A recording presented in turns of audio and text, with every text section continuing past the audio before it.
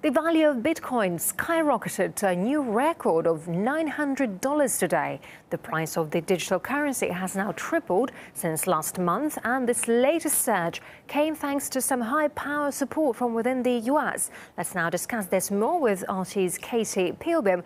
She joins me now here in the studio. Hi there, Katie. So amazing growth, and it's going from strength to strength. Yeah. Tell us more, please. A lot of this is because of what's been spoken about in the US Senate, ironically, in the last couple of days.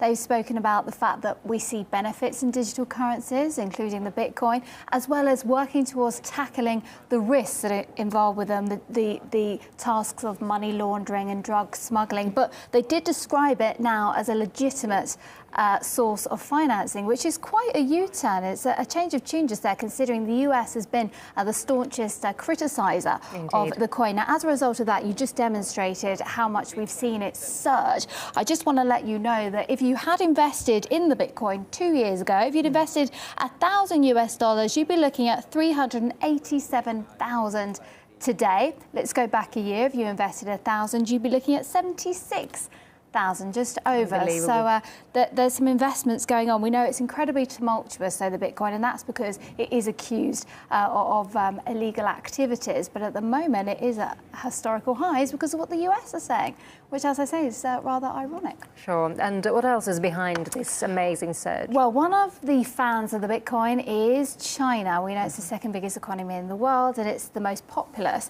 and so much so that it's been used in real estate transactions recently. They've given it the thumbs up. We know that Chinese people traditionally are savers. They're saving their money in Bitcoins as well. So this is rather encouraging that China are using this as a source of payments. All right, Katie, thank you very much indeed for that update. We appreciate it. Thank you. And Patrick Merck, General Counsel for the Bitcoin Foundation, believes the government should not burden the digital currency with new regulations.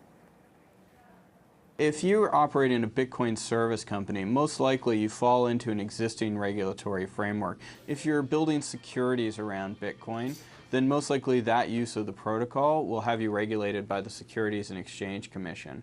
If you're using it as a money service, then most likely you're a money service business. Those are highly regulated businesses and industries today. So there's not a need for new regulation in the space.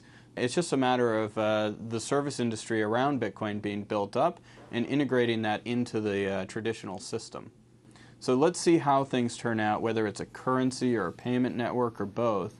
Let's see how it shapes out a little over time before we rush to create new laws or regulations around this